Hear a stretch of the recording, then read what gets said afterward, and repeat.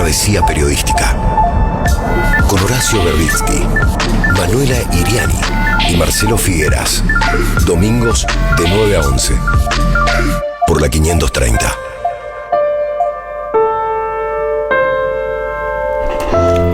Muy buenos días para todas y para todos. Bienvenidas, bienvenidos a este nuevo programa, a esta nueva emisión del Cohete a la Luna Radio.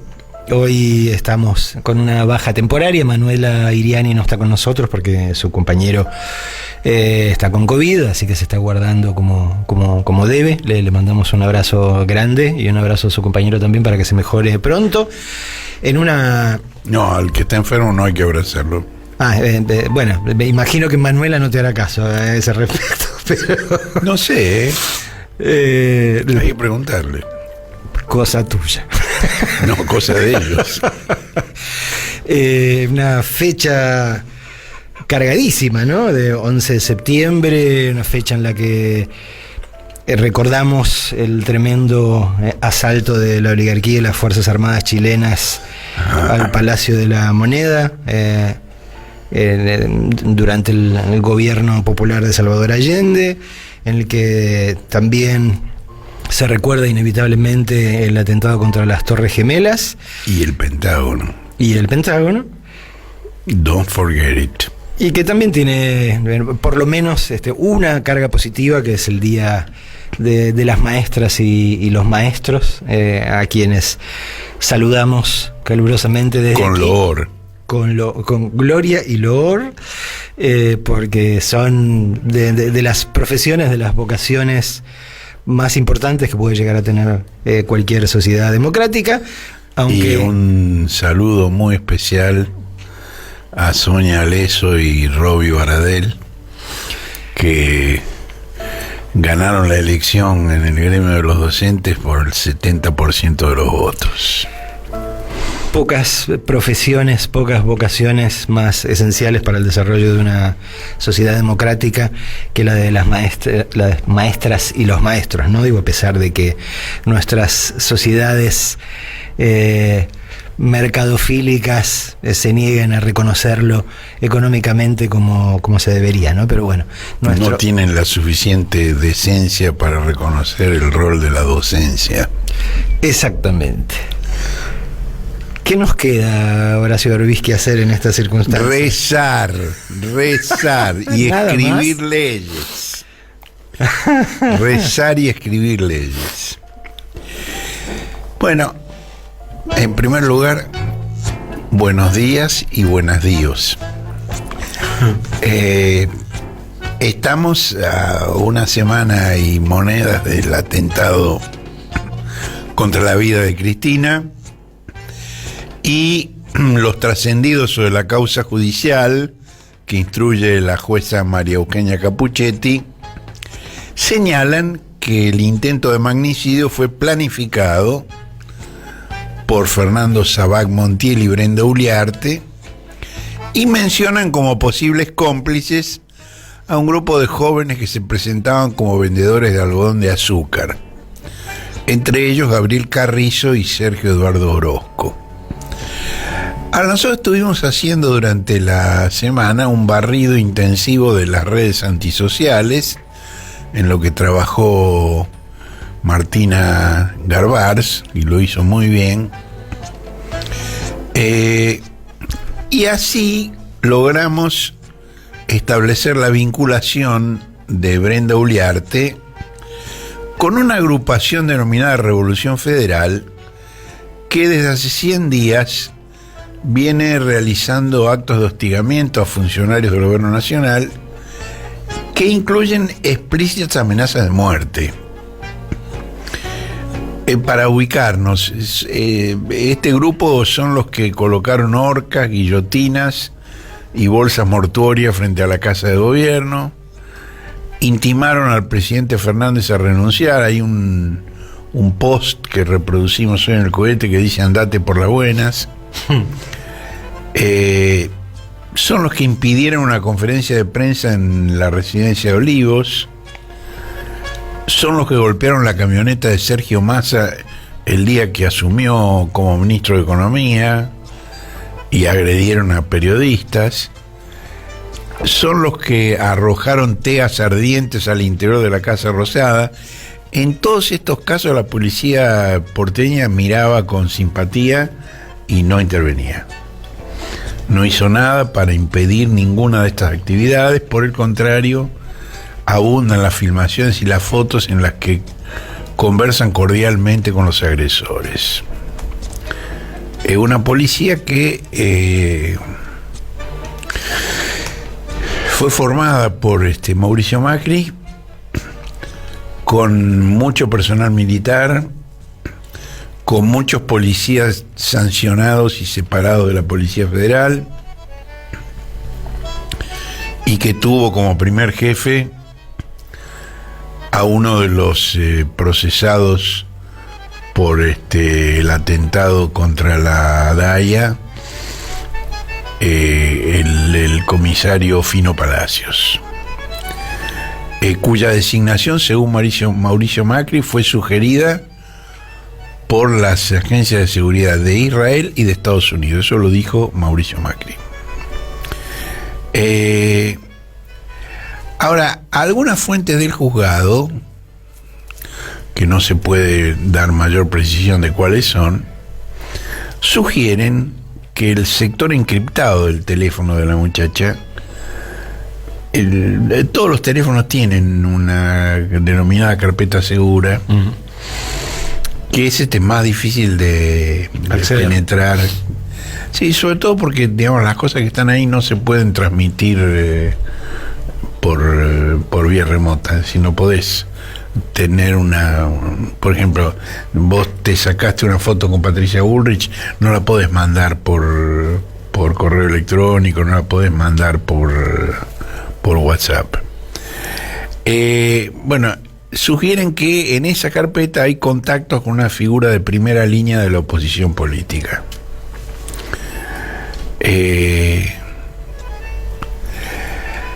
También, digamos, una cosa, muchas de estas cosas se han publicado en distintos medios, no estamos haciendo una cosa de absoluta exclusividad, si bien hay cosas que tenemos nosotros que no están en otro lado, pero seguramente hay cosas que están en otro lado que no tenemos nosotros. Y lo que sería importante es que alguien en el juzgado, digamos, procese todo lo que hemos ido aportando de distintos medios y centralicen, digamos, la información y la acción sobre los posibles responsables. Una cosa que no he visto en otro lado, pero que la tenemos nosotros, es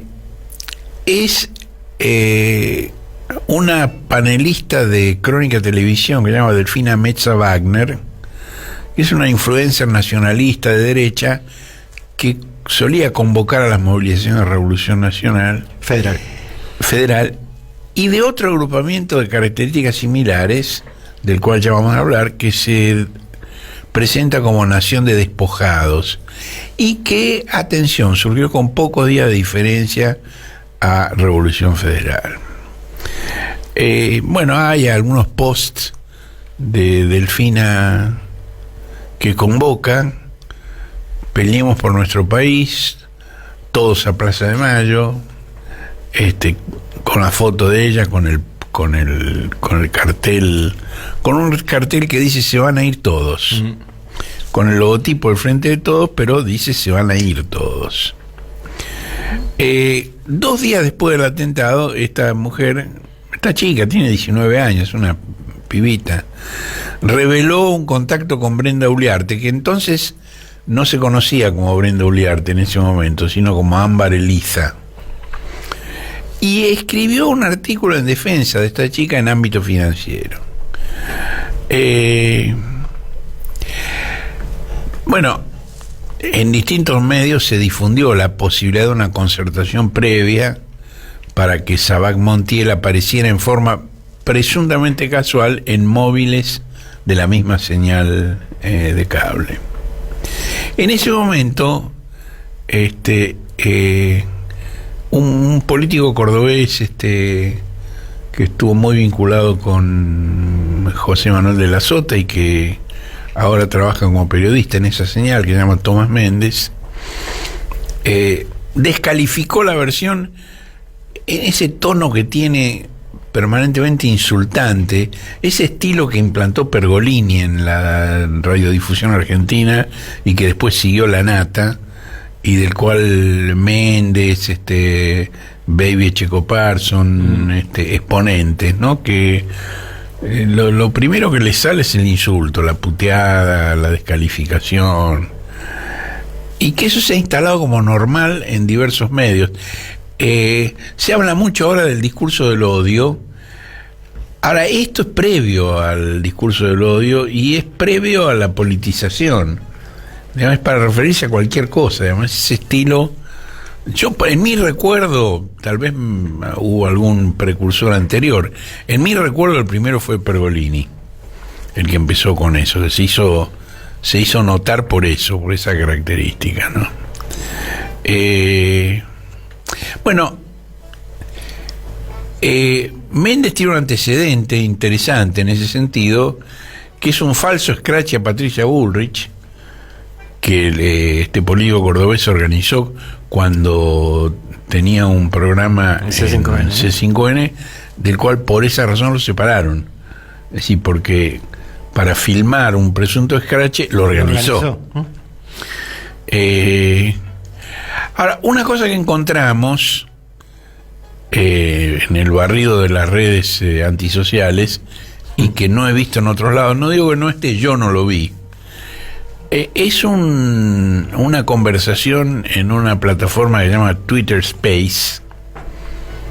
Es decir, que es una parte de Twitter en la cual, digamos, solo se puede hacer chat de voz, de palabra, donde comparten esa conversación miembros de Revolución Federal y de Nación de Despojados.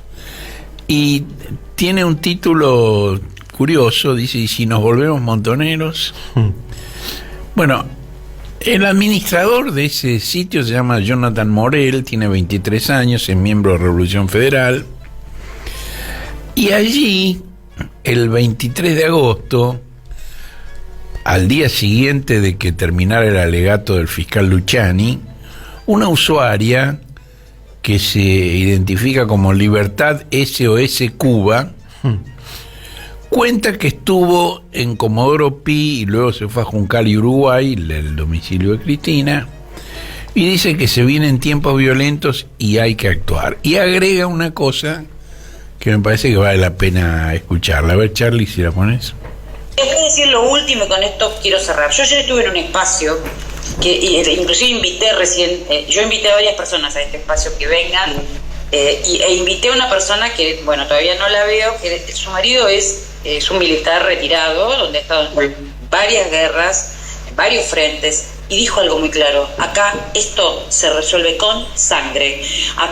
Si acá este gobierno llega a tener un muerto o dos muertos, acá sinceramente, acá se cae el gobierno. Claro. Bueno, sangre, muertos y caída del gobierno. Digamos, este es el... Por supuesto, esto no los convierte automáticamente en responsables del atentado contra Cristina, pero digo, es una línea de investigación que no se puede de ninguna manera obviar.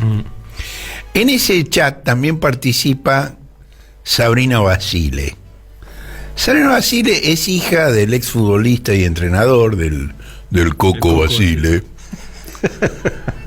que se hizo conocida cuando murió su madre. Había una versión que decía que la señora Ciancaglini había muerto porque se había contagiado de COVID-19, pero la hija lo negó y atribuyó la muerte de su madre a que se había cerrado la importación que usaba, de la droga que usaba. Y además puso un post que dice, muy en la línea de lo que se planteaba del 15 de julio del 21, en plena pandemia, cuando se hacían los banderazos contra la pandemia, y la hija de Basile dice: tengo el acta de defunción de la madre, dice, no tienen salida, pero quieren aterrorizar a la población, escucha esto, con una enfermedad que no es mortal, y el 99% que la contrae se recupera. les gusta el drama y la mentira, pero justo se toparon conmigo.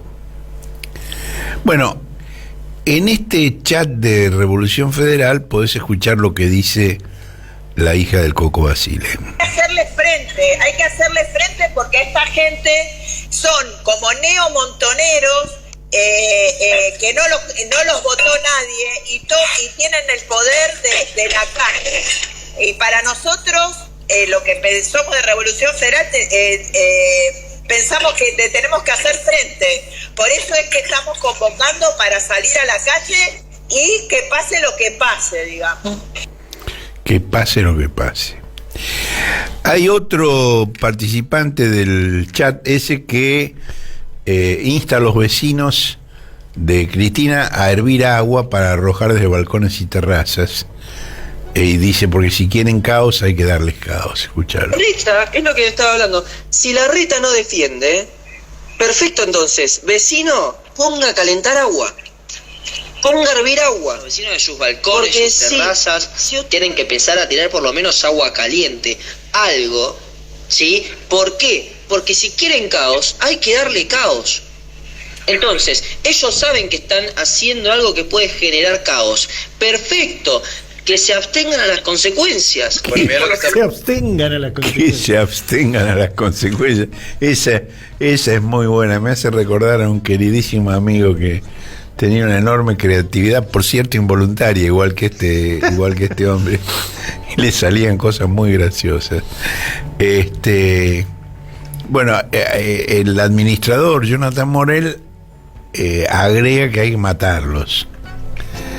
Y hay un tercero que se identifica como Save Clock Tower que lo cuestiona y dice que no hay que matarlos porque lo que quieren... Bueno, escuchémoslo, a ver.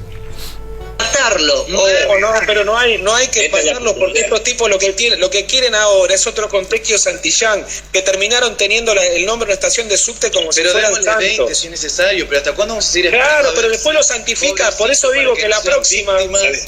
Bueno. Save the Clock, yo hace un rato lo había dicho, lo que buscaban un Costequi y Santillán. Bueno, si no quieren un Costequi y Santillán, no mates 2, mata 100. Cosa que no haya nombre. Que no haya nombre, porque imagínate que no le van a poner una calle. Lo van a llamar la masacre de... Si siempre tiene, ¿no ve? Con lo de Trelew. ¿Quién es el que dice si no mates 2, matás 100? Entiendo que es Gastón Guerra, que va a tener en todo este episodio un rol muy importante que ya vamos a ver. Bueno, en ese momento aparece alguien que se identifica como Fernando, otro militar retirado, que dice que participó del operativo Independencia en Tucumán en 1975 y de lo que llama el conflicto de Malvinas, y cuenta lo siguiente. Mira, mi nombre es Fernando. Fernando, buenas tardes. ¿Cómo te va? Yo soy un hombre grande al lado de ustedes, ¿viste? Soy militar retirado, participé del conflicto de Malvinas y también el conflicto de Tucumán en el año 1975. Y estoy indignado con lo que estoy viendo por televisión y estuve un rato escuchándolo a ustedes. Y realmente exigirle a Larreta que haga algo es realmente al pedo porque es un pusilánime, pero también hay que tener en cuenta que la policía sin orden de un fiscal no actúa. Y si algún comisario quiere reprimir como tendría que haber reprimido con bala de goma o como antes reprimía con bala de sal, va a tener un problema que va a perder el trabajo y por eso no están haciendo nada. Con respecto a uno de los chicos que no sé quién lo dijo, discúlpeme que no me acuerdo el nombre, que habló sobre el tema de los vecinos de la zona que no hicieron nada. Yo en la noche del jueves para el viernes, que por eso después terminaron poniendo las vallas, empezaron a arrojar piedras, ya estaban cansados los vecinos, los kirchneristas que estaban sobre la calle Uruguay empezaron a tocar todos los porteros eléctricos porque decían nos están lastimando y amenazaron con romper los vidrios. Acto seguido, del departamento que conozco yo, que es un balcón terraza, tiraron 3 tiros al aire, se calmaron con el tema de querer romper los vidrios, pero ahí empezó el plan de poner las vallas, por eso pusieron las vallas. Eso es información que tengo porque es un compañero mío el que vive en ese edificio. Bueno, también, digamos, esta gente también ha dado entrevistas en los medios. Hay una radio que se llama Con Voz, donde Morel dijo que con la política y la legalidad no se puede hacer nada, y entonces recomendó organizarse para prender fuego al país y matarlos a todos. Y estas propuestas fueron acompañadas con imágenes inequívocas. Hay, por ejemplo, 3 posteos de Nación de Despojados. Una es una publicación fijada, es decir, que aparece siempre. No, porque en general en las redes antisociales vos pones una cosa y que desplaza a la anterior. Bueno, esta queda siempre. Y es un afiche donde está el logotipo del Frente de Todos, pero dice: van a correr en culo todos. Después hay otra convocando a una movilización el jueves 25 de agosto con una foto del presidente Fernández. Dice: ¿te gusta amenazar fiscales ahora? 18 horas, Quinta de Olivos, andate por las buenas. Ese creo que fue el día que impidieron la conferencia de prensa en RPO. Y el tercero es una foto de un fusil ametrallador llena de corazones que dice belleza. Ahora, esas intimidaciones adquieren otro sentido, porque son palabras, todo esto son palabras. Ahora, claro, son palabras performativas que pueden producir hechos, pero son palabras. Ahora, estas intimidaciones adquieren otro sentido cuando vos te das cuenta la proximidad de sus autores a la vicepresidenta. Y esto surge de una imagen que el propio Gastón Guerra, de Nación de Despojados, subió a su Instagram, donde se lo ve en un balcón sobre la esquina de Juncal y Uruguay, sacándose una selfie que permite mirar la calle, el cruce de Juncal y Uruguay. Y dice: si no la llevan presa, ¿qué quilombo se va a armar? No era así.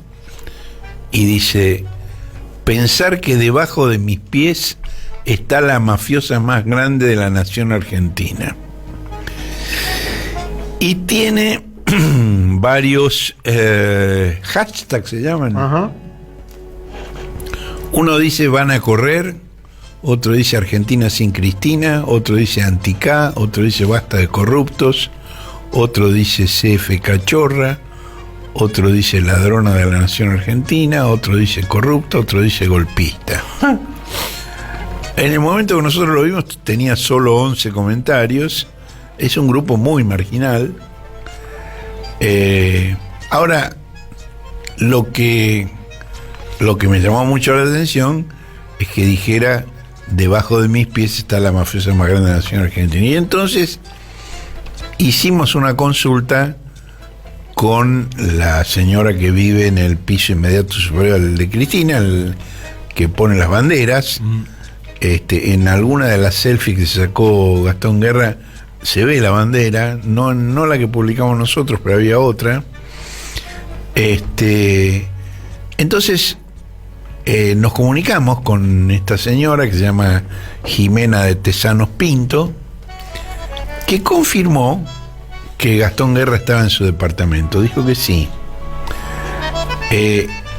Y dijo que ella le alquila una habitación a una abogada que se llama Gladys Egui, que defiende a este hombre en una causa que le inició el periodista Lautaro Maislin de C5N. De C5N por daños al auto de Sergio Massa y por amenazas. Y esto, escuchá la voz de la señora Tesanos Pinto. Y creo que había sido esa semana, que por eso Gastón tenía que venir a firmarle algunos papeles. y porque le hicieron una denuncia por daños, le están reclamando como, no sé, 150 lucas, una cosa así por romper un auto, y es como una cosa medio rara lo que le está pasando. Habla con gran familiaridad de él, ¿no? Lo llama Gastón, digo. Ahora, también hablamos con la abogada Gladys Egui, y confirmó que efectivamente ella defiende a Gastón Guerra en esa causa. Ahora, me da la impresión de que la señora Tesanos Pinto no vio el video que nosotros publicamos en el cohete de hoy, donde se ve claramente a Gastón Guerra, al mismo... Es un pibe, tiene 23 años nada más. Tesanos Pinto, una de las cosas que nos dijo es que es un chico muy humilde que vive en Moreno. Y en el video que filmó C5N, cuando él está amenazando a Lautaro Maislin, él también dice: vine de Moreno en el colectivo 57. Es decir, no son oligarcas los que están haciendo esto, son gente muy pobre, son gente humilde realmente, que es uno de los fenómenos, digamos, que mundialmente se están produciendo, ¿no? Digo, esta radicalización hacia la derecha de quienes son castigados económica y socialmente por gobiernos de derecha y que se radicalizan hacia ese lado. Ahora, en el video, que no, me parece que no tiene sentido pasar el audio del video, es muy confuso, ahí tenés que verlo, digamos, cómo lo están hostigando al periodista. Y lo que llama mucho la atención es que los policías porteños que están allí asisten en forma absolutamente pasiva a los golpes contra la camioneta de Sergio Massa y a las amenazas al periodista. Tesanos Pinto no debe haber visto esto, porque si no, no le parecería raro que tenga que enfrentar un juicio. Tampoco dijo quién paga los honorarios de la abogada Egui, aunque si vos escuchás las opiniones de la doctora Egui, que no las vamos a pasar ahora, pero lo contamos, evidentemente ella toma esto como una tarea militante, es parte del mismo grupo. Hay una entrevista previa que la doctora Egui le dio a Paulo Vilouta en la radio La Red, que ahí es interesante porque había una confusión. La entrevistaban creyendo que era Tesanos Pinto.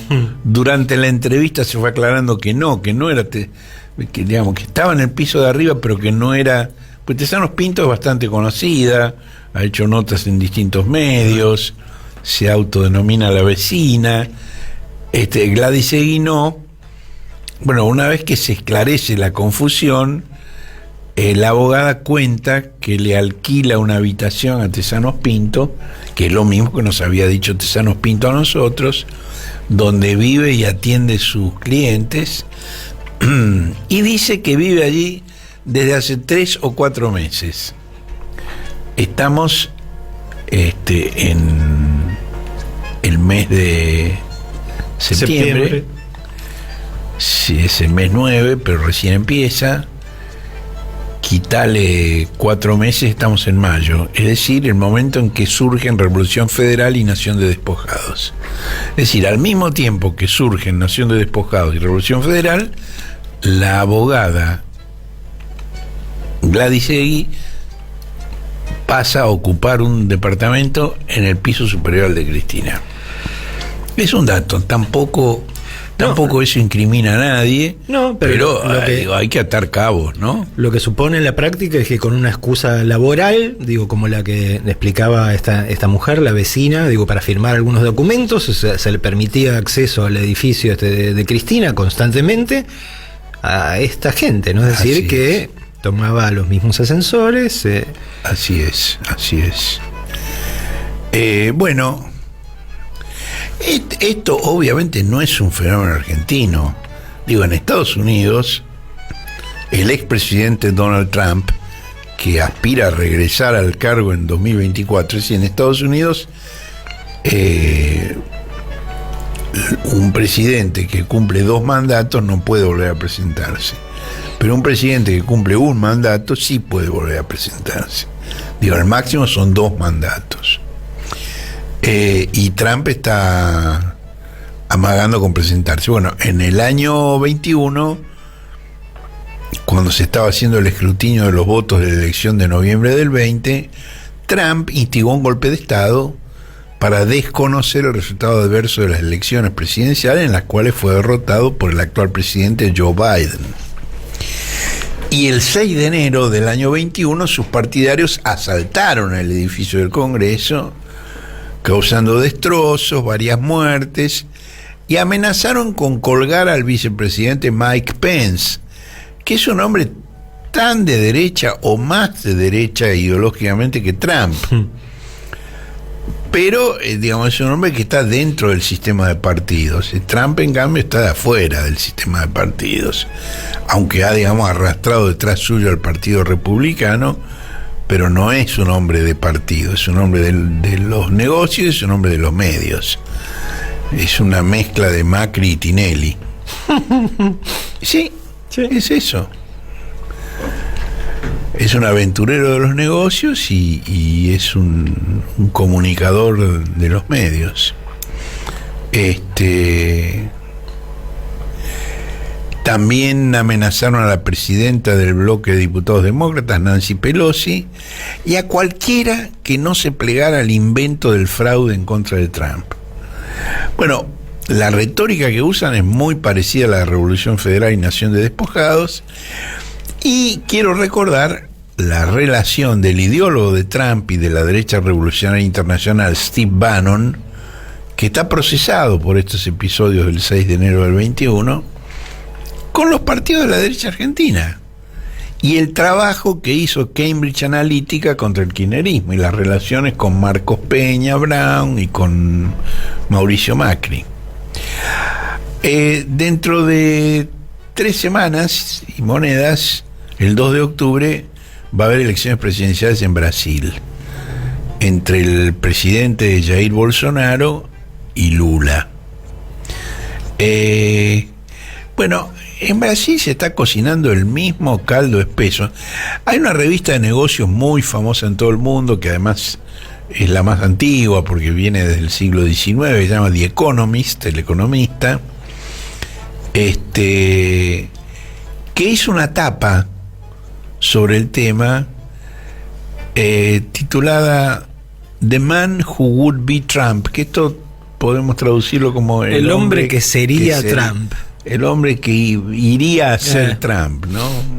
Es una expresión verbal muy típica del inglés que no tiene una traducción muy literal en castellano, pero quiere decir el hombre que querría ser. Que sí, también, ¿no? Que tiene un subtítulo que dice: Bolsonaro prepara su gran mentira en Brasil. Y hay una foto de Bolsonaro que proyecta sobre la pared la sombra de Trump, con su pelo inconfundible. Es decir, The Economist dice que Bolsonaro está preparando en Brasil lo mismo que está preparando que intentó Trump en Estados Unidos, con un agravante. Las Fuerzas Armadas de Estados Unidos están habituadas a utilizar las armas hacia afuera, a invadir otros países o bombardear otros países. En cambio, las de Brasil saben apuntar hacia adentro. Y pese a lo extravagante que es, Bolsonaro es uno de ellos. Después de cerrar la nota, leí una cosa que hubiera podido incluir, y es que ha habido una declaración de varias decenas de generales estadounidenses que hacen una advertencia a sus colegas brasileños de que no entren en ese juego. Son los mismos generales que han publicado advertencias a Trump en aquel momento, que han tomado distancia. Es Son Fuerzas Armadas muy distintas. No, lejos de mí cualquier elogio, pero digamos es una descripción, digamos, sociológica. Son distintas, tienen una historia distinta, tienen un rol distinto. Bueno, frente a todo este cuadro de situación, la Iglesia Católica, por vía de su presidente, Óscar Ojea, expresó dolor y preocupación por el atentado y le envió a Cristina su solidaridad en estas horas difíciles. Esto consta en una declaración que el Episcopado Católico hizo en forma conjunta con el Centro Islámico, el Instituto de Diálogo Interreligioso y la Delegación de Asociaciones Israelitas. Esto es muy interesante porque de alguna manera la Iglesia Católica de esta manera mejora su récord histórico, que no registra ni condena ni repudio a los bombardeos sobre la Plaza de Mayo de 1955 ni a los fusilamientos de 1956. Lo cual tiene su lógica, porque esos bombardeos eran parte de un golpe contra el peronismo que fue organizado por la propia Iglesia Católica. Bueno, y junto con los otros miembros de la Comisión Ejecutiva de la Iglesia Católica, Ojea invitó a rezar ayer y hoy por la paz y la fraternidad entre todos los argentinos y argentinas. Está redactado de una forma graciosa. Fraternidad entre argentinos y argentinas es una sugerencia casi amorosa, muy simpática. Fraternidad incestuosa, ¿no? Bueno, este obispo de San Isidro se declara peronista y dejó trascender su molestia por la convocatoria del intendente de Luján, que usó sus mismas palabras para invitar a la misa que se celebró el mediodía de ayer en la Catedral de Luján. El intendente de Luján hizo una tarjetita muy, muy simpática que dice: tiene el agrado de invitar a usted a la misa por la paz y la fraternidad de los argentinos, que se realizará el sábado 10 de septiembre a las 13 en el Santuario y Basílica Nacional Nuestra Señora de Luján. Y por las dudas pone la dirección de la basílica, por si hay algún despistado que no sabe dónde queda. Ahora, por lo que nosotros sabemos, el propio Ojea acordó, digamos, que esto se realizara con el pope vitero Emilio Pérsico y con otros santurrones que tienen engreimientos presidenciales.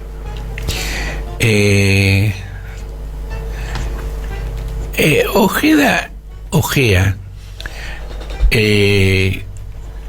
ha descrito su relación con Pérsico como de mutua conveniencia.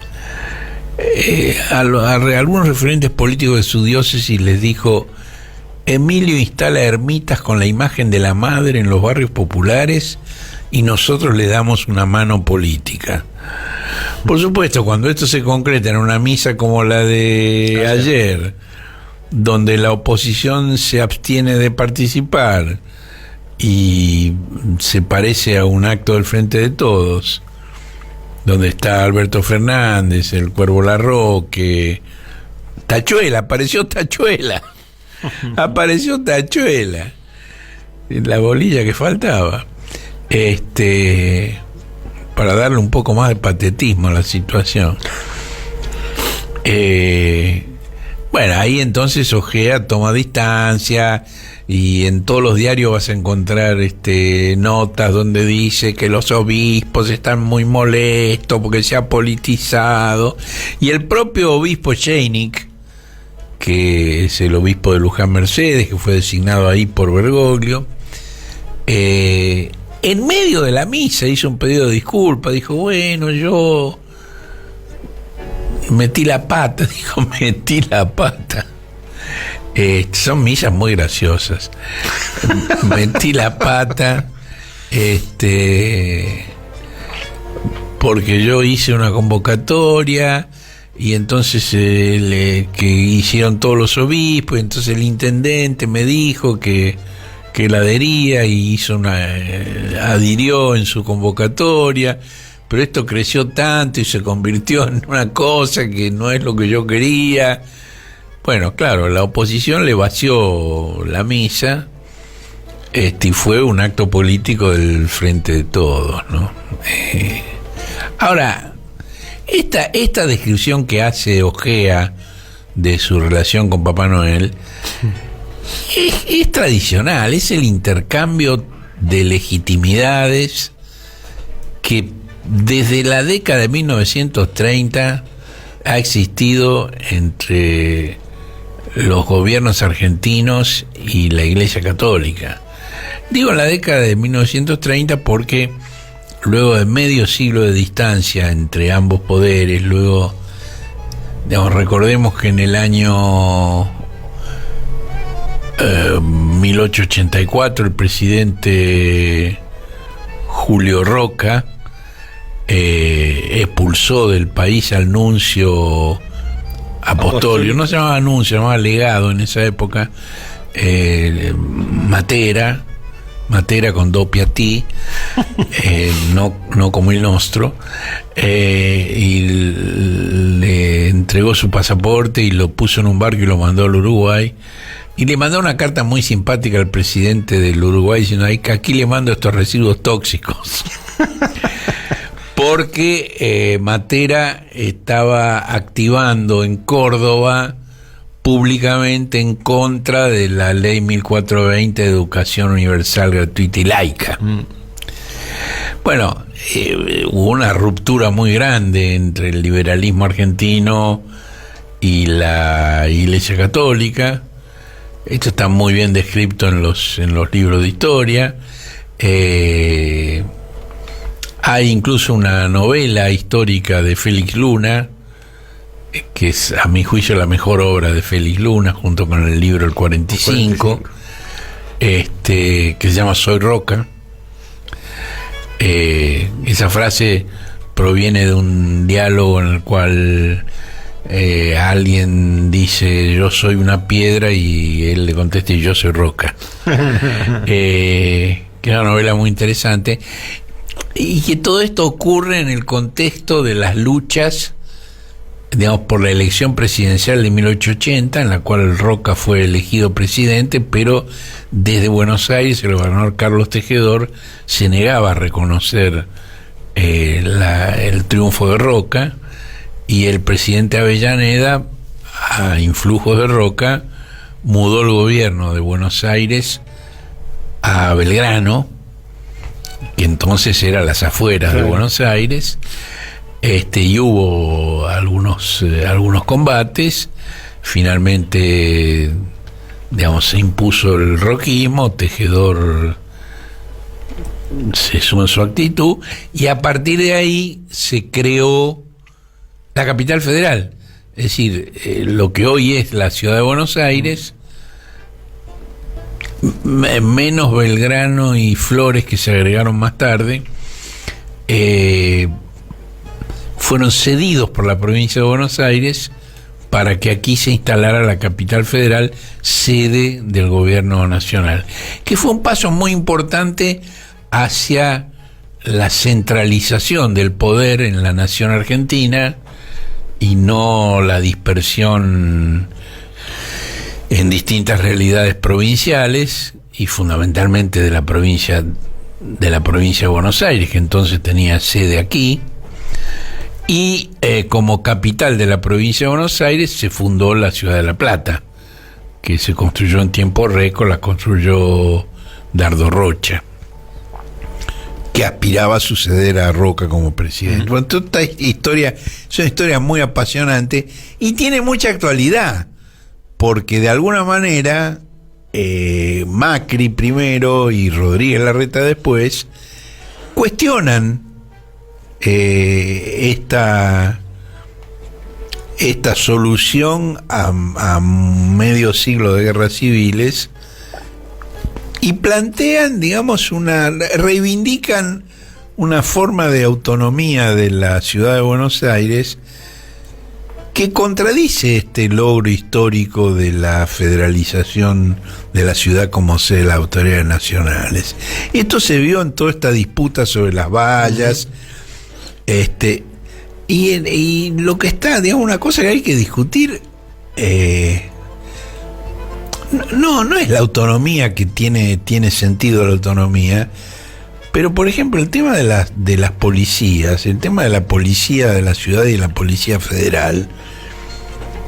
Digo, la vicepresidenta, ¿cómo no va a ser custodiada por la Policía Federal?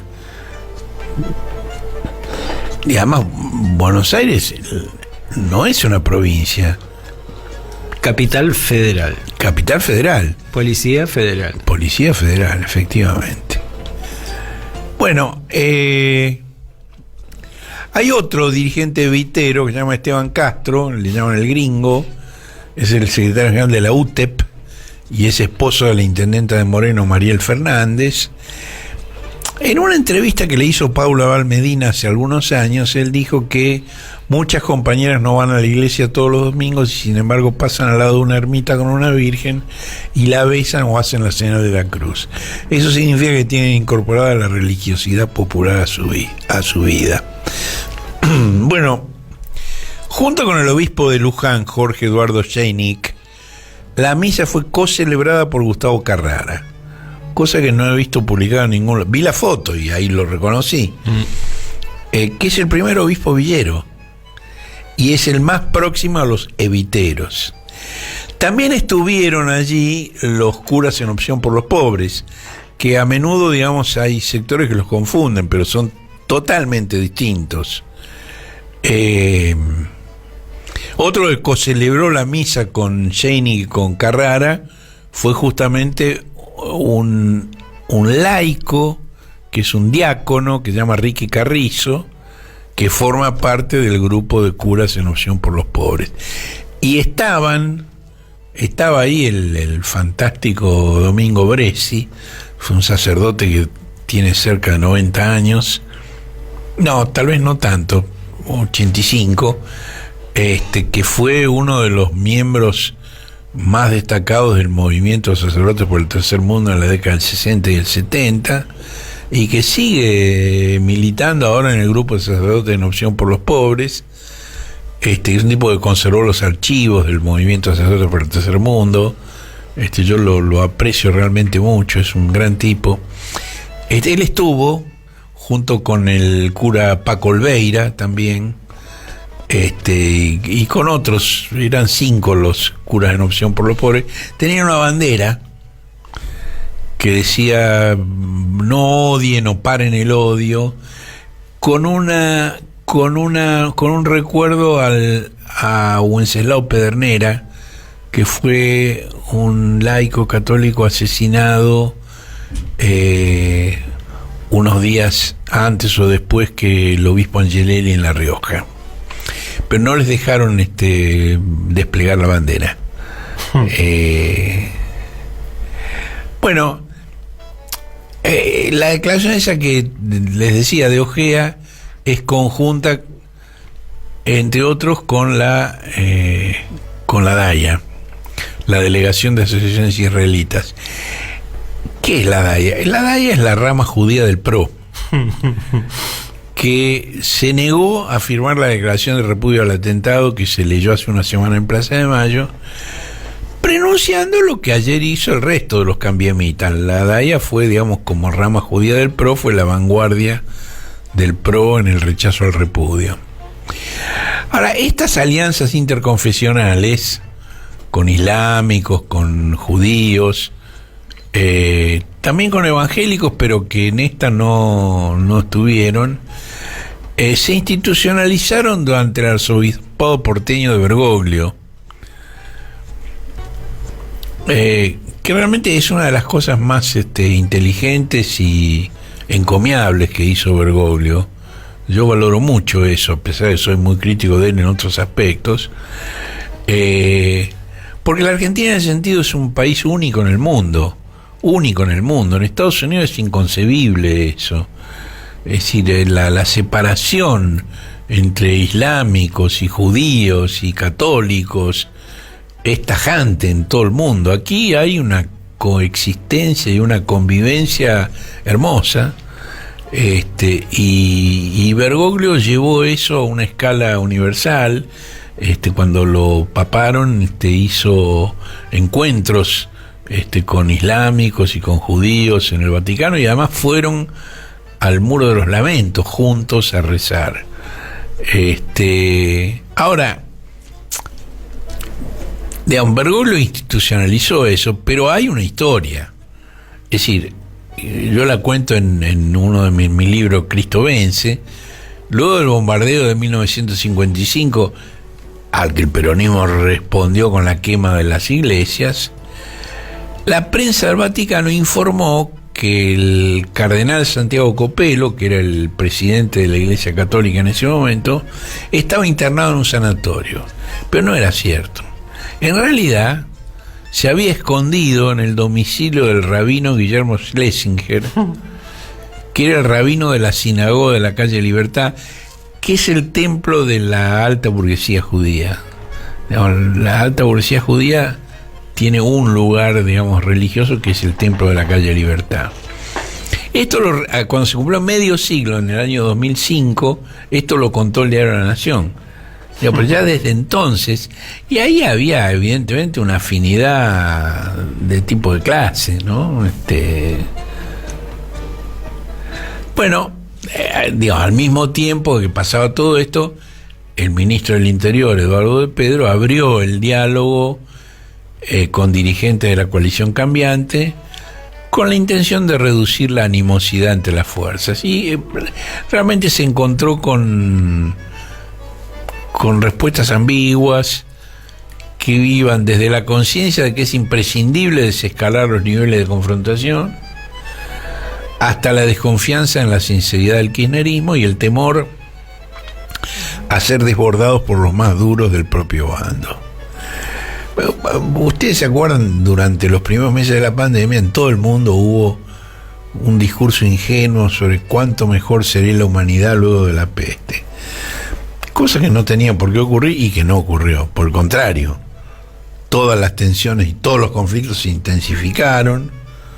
Y bueno, ahora Europa está de nuevo en guerra y además hay temor a una hecatombe nuclear. Se habla abiertamente de esa posibilidad. Bueno, De Pedro también encabezó un encuentro con los gobernadores del Norte Grande, y ahí sí, aparte de los frente todistas, asistieron los gobernadores UCRistas de Corrientes y de Jujuy, repudiaron el atentado y exigieron su esclarecimiento.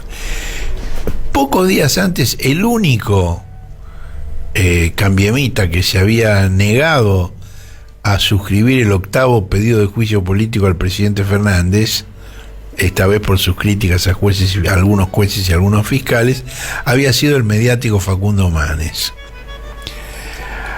Después del rimbombante alegato del fiscal Diego Luciani, Cristina dijo: no vienen por mí, vienen por ustedes y por el peronismo. Esta era parte, de un creyendo que también incluyó el vallado de su domicilio por esta policía porteña tan politizada, que ustedes se acuerdan, la policía se focalizó en varias figuras representativas. Se han escuchado las modulaciones de los audios policiales que hicieron eje en Máximo Kirchner, Luana Volnovich, Axel Kicillof y Andrés Larroque, con una cosa virulenta, muy agresiva, que yo no he visto que nadie del cambiamismo haya repudiado eso. Y realmente no es función policial señalar que viene Kicillof, preparen el hidrante. Pues, fue así, exactamente así. O que no tiene fueros Larroque, o tirarle del pelo a Luana, o insultar a Máximo. Bueno, ahora se dan muchas paradojas, En el PRO las distintas tendencias compiten a ver quién es más duro con el gobierno. Ahora, hay dos dirigentes que anunciaron que van a buscar la candidatura presidencial: Y los dos son experonistas. Y una es Patricia Bullrich y el otro es Horacio Rodríguez Larreta. Ahora, el intendente porteño atribuye la ofensiva de la ex ministra de Seguridad en su contra a Macri. Lo dice directamente, es Macri que la asusa. Y el único punto de coincidencia entre ellos es que aunque Macri intente ser candidato, ellos no van a bajar su candidatura. Es decir, que eventualmente podría haber una interna Bullrich, Macri, Rodríguez Larreta. La otra paradoja es que el dirigente cambiante más accesible a las propuestas de diálogo y de pacificación es Gerardo Morales. ¿A quién es Gerardo Morales? Es el pionero en el uso de una justicia amañada por su gobierno para perseguir a los adversarios políticos. Jujuy fue el tubo de ensayo y Milagro Sala su turbio objeto de deseo. Bueno, esta semana, y este es un dato que no he visto publicado, Morales avanzó hacia la etapa soviética de su práctica represiva e hizo internar en un psiquiátrico al testigo Luis Ruiz, quien reveló en la audiencia que le habían ofrecido un cargo judicial si acusaba a Milagro. Estamos en esa etapa. Dios. Bueno, hay mucha discusión sobre el discurso del odio. El presidente instó a desterrarlo mediante un nuevo pacto democrático. A mí esto me hizo recordar un episodio, digamos, en la Asociación Periodistas, que se había creado ante los centenares de querellas del menemismo por calumnias e injurias contra los críticos de su gobierno, y la propuesta de Menem de tratar a los periodistas con la ley del palo, textual de Menem. Se creó esa asociación de periodistas donde había de todo, digamos. Estaba Grondona y estaba yo, estaba La Nata y Ariel Delgado. Bueno, en el 2004 esa asociación estalló en pedazos. Cuando Grondona, La Nata, Nelson Castro y Claudia Acuña, entre quienes yo recuerdo, intentaron condenar a Página 12, al diario Página 12, por negarse a publicar una columna de Julio Nudler que acusaba de corrupto al jefe de gabinete de ministros de entonces, que era el actual presidente Fernández. Bueno, algunos lo hacían por un mandato ideológico, obviamente, pero otros por rencores personales. Ahora todos estaban reflejando un clima de época. Era el comienzo del denuncismo flojo de papeles contra un gobierno que puso fin, y esto es muy importante, a 2 décadas de democracia posibilista, cuyos presidentes electos por el voto popular agredían a su propia base social. El kirchnerismo terminó con eso. Y ahí empieza el denuncismo flojo de papeles. Bueno, uno de los miembros de la asociación era Magdalena Ruiñazú, quien murió esta semana a los 91 años. Y yo quiero hacer una referencia personal. Pese a la incompatibilidad de nuestras posiciones políticas, siempre conservamos una relación de afecto y de respeto recíproco. Magdalena era una persona gentil y generosa, y en los años negros de la dictadura recibió a familiares de las víctimas de la represión, cosa que también hizo Joaquín Morales Solá. Yo realmente no tengo la menor coincidencia ni con Joaquín ni con Magdalena, pero estos son hechos. ¿Cómo vamos a ignorar eso? A Magdalena no le podés decir basura, sos la dictadura. No es la dictadura. Y la propia Eve Bonafini reconoció que Magdalena fue la primera en darle espacio en los medios a las madres. Después, digamos, Eve, en uno de los giros que la caracterizan, la insultó de arriba abajo. Mi risa no es por el insulto a Magdalena, sino por la personalidad de Eve, que hoy te odia y mañana te ama, o a la inversa. Y muchos lo hemos experimentado. Le mando un saludo cariñoso, que no me putee. Bueno, la misión explícita de periodistas era defender el libre ejercicio de la profesión frente a los abusos del Estado. No era opinar sobre la línea editorial de cada medio. Cada medio decide lo que publica o lo que no publica. Ahora, yo lo que hice en aquel momento, yo no estuve de acuerdo con la decisión del diario Página 12 de no publicar el brulote de Nudler contra Fernández. Y lo que hice fue publicar el artículo de Nudler completo dentro de mi página. Yo había ganado una cierta autonomía allí y publiqué el artículo de Nudler dentro de mi página, pero la acompañé de una investigación mía donde cuestionaba las acusaciones livianas de Nudler con testimonios y con documentos. Es decir, su libertad pública y la mía, frente a frente, y que cada cual saque sus conclusiones. Bueno, Nudler me insultó en varios idiomas, pero lo que no pudo hacer es sostener sus argumentos, porque mi investigación era contundente. Lo que él decía era falso, y lo desmentían sus propias presuntas fuentes. Él citaba como fuente a gente que yo entrevisto y que lo niega. Bueno, Periodista se disolvió, no aguantó esa confrontación, que tiene que ver con lo que significó el kirchnerismo en la Argentina. Pero cumplió un rol significativo Periodistas al impulsar dos reformas que para mí son fundamentales. Una es la derogación del delito de desacato, a partir de una condena que me impusieron a mí luego de publicar el libro Robo para la Corona. Y la otra es la impunibilidad de las expresiones referidas a asuntos de interés público, que hasta entonces eran perseguidas como calumnias e injurias. Esto quiere decir que no te pueden meter preso por una calumnia o por una injuria. Te pueden hacer un juicio civil donde tenés que pagar una reparación. Yo creo que tampoco eso debería ocurrir. Yo creo que en ese sentido la libertad de prensa debería ser total y absoluta. Pero fue un avance muy importante. Y digamos, el primero se logró en un caso que se llamó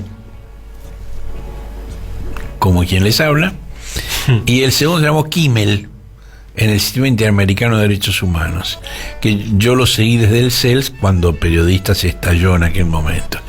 Y esto obligó al Estado de Argentina a modificar el Código Penal. Por un lado, derogando el delito de desacato, y por otro lado, suprimiendo las penas de prisión por calumnias e injurias en casos de interés público. Es decir, si esto pasa entre dos vecinos, sí, puede ser, pero si se trata de un debate sobre un tema de interés público y que involucra a funcionarios, no. Bueno, también yo conseguí en ese momento que Kirchner retirara una querella contra el columnista patagónico Bernardino Safrani, que había escrito cosas ofensivas en su contra, que le ordenara a Julio De Vido desistir de una demanda contra Elisa Carrió y a Pepe Albistur de desistir de otra contra la revista Noticias. Cada uno de ellos tenía buenas razones para sentirse agraviados, pero el recurso penal yo creo que no corresponde, que no procede. Y un par de meses antes de la muerte de Kirchner, Cristina realizó un acto de reconocimiento a Kimmel, que investigó el asesinato de los curas católicos de San Patricio y que lo recibió su hija Gabriela porque él ya había muerto. Ahí yo invité a muchos colegas a participar en ese acto que se realizó en el CELS, y que cada vez que le quieren pegar a Cristina, me pegan a mí y publican la foto de aquel acto donde estoy yo sentado al lado de Cristina. Me usan para pegarle a Cristina. Bueno, fueron invitados muchos colegas que estaban del otro lado de lo que todavía no se había llamado la grieta, pero que ya existía con enorme virulencia, y el único que asistió fue Jorge Fontevecchia, de esos periodistas, quien cada vez que puede me agradece el apoyo que le dimos cuando el gobierno le cortó la pauta publicitaria. Bueno, hoy la Argentina tiene unas legislaciones más liberales del mundo en la materia. y una jurisprudencia consecuente. Tanto los que me quieren como los que no me quieren saben que yo dediqué un cuarto de siglo de mi vida a ello. Ha sido un empeño de un cuarto de siglo lograr eso. Ahora, tampoco ignoran mi adhesión a las políticas del Gobierno Nacional y Popular de Cristina entre 2007 y 2015, porque yo creo que pese a errores y a demasías, Kirchner y Cristina han tenido el mérito histórico extraordinario de abrir todo a debate, de cuestionar todas las certezas construidas a lo largo de varias décadas de democracias condicionadas, con las que ellos rompieron cuando no parecía posible. No parecía posible salir de 2 décadas de democracias condicionadas.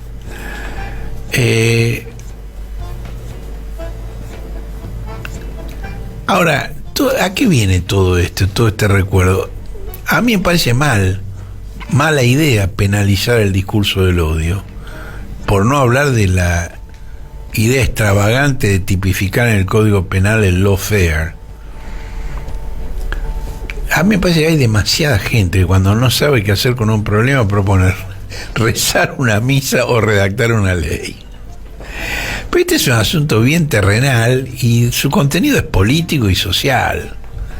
Además, la Convención Americana sobre Derechos Humanos ya prevé el castigo a toda apología del odio, a toda incitación a la violencia, en el mismo artículo que protege la libertad de expresión. Y además, todos los actos con que los odiadores amenazan, ahorcar, guillotinar, ametrallar, ya son tipos penales. Lo que hace falta es que haya fuerzas de seguridad que en vez de saludar cordialmente a los agresores los detengan, fiscales que los acusen y jueces que los condenen.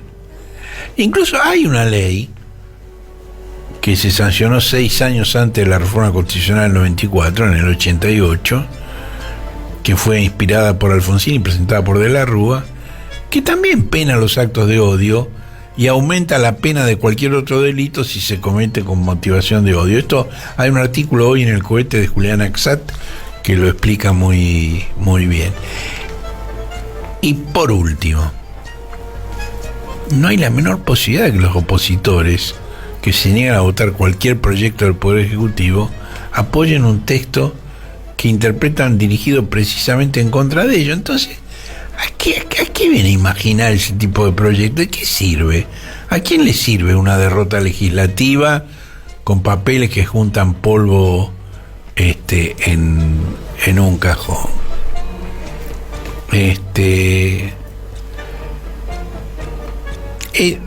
La semana pasada Patricia Bullrich se presentó en la mesa examinadora del Grupo Clarín y le preguntaron: bueno, pero usted no condenó de atentado, ¿por qué? Y entonces ella dijo que fue realmente muy notable la sinceridad de esta mujer. Dijo que no podía condenar el atentado por las críticas oficiales contra los 3 poderes de la República: la prensa, la justicia y la oposición. Ah, ¿no era el Poder Ejecutivo? No, no. ¿Cuáles son los 3 poderes de la República? La prensa, la justicia y la oposición. Mira vos. Bueno, todo esto impide discutir entre oficialismo y la oposición, como había planteado Cristina, para abordar cuestiones de fondo, como la deuda, la restricción externa, que son problemas que no se resuelven con un solo gobierno.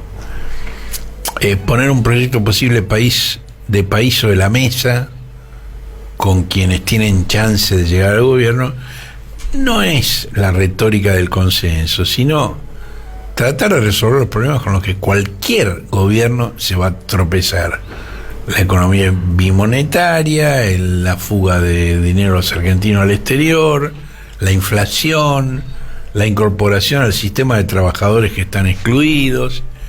Ahora, eso yo creo que solo puede ocurrir si se modifica el contexto político, social y cultural.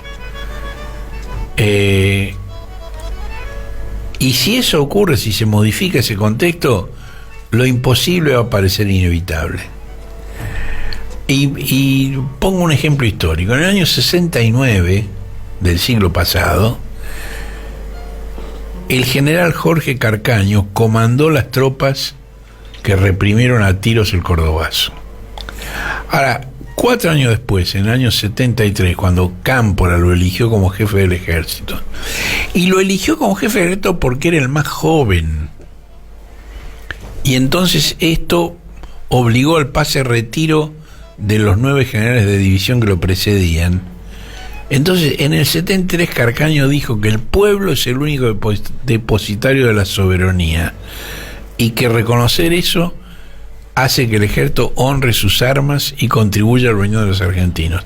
Y en septiembre del 73, en un discurso al cual que yo escuché porque estuve allí en Caracas, en la Caracas prechavista, en la conferencia de ejércitos, Carcaño denunció a las empresas transnacionales y el endeudamiento externo como los principales enemigos de los pueblos, contradiciendo el discurso de la seguridad nacional. Carcaño era la misma persona que en 1969, lo que había cambiado el país. Y me parece que es importante reflexionar esto, porque si la solución es rezar misas o escribir leyes, estamos en el horno. Hay que cambiar otras cosas. Ahora, para terminar, y seguimos con las contradicciones, Cristina obviamente tiene una centralidad renovada en la política argentina, eso lo reconoce todo el mundo, los que la aman, los que la odian, aún los que son indiferentes. ¿En qué se basa? Por supuesto, su habilidad táctica es indudable, pero sobre todo se basa en el recuerdo de las políticas que ella desarrolló durante sus 2 mandatos presidenciales. Ahora, esas políticas que ella desarrolló y que le granjean esa centralidad en la política, no tienen mucho punto de contacto con las que se vienen aplicando desde 2020. Mr. Magoo y Fondo Monetario Internacional de por medio. Hay otra nota mía en esta edición donde presento un estudio muy interesante del Centro de Economía Política, CEPA, que muestra cómo han crecido las ventas y la rentabilidad de las mayores empresas industriales y de servicios entre 2021 y 2022, mientras se reducían sus costos laborales. Ahora, por eso a mí me parece que si Cristina decidiera, como se presume en prácticamente todos los medios periodísticos y políticos, si Cristina decidiera encabezar la fórmula presidencial para 2023, me parece que la campaña de Cristina se parecería a la de Lula en Brasil. Lula, el 2 de octubre hay elecciones presidenciales, ni una vez nombró a su fallida sucesora Dilma Rousseff.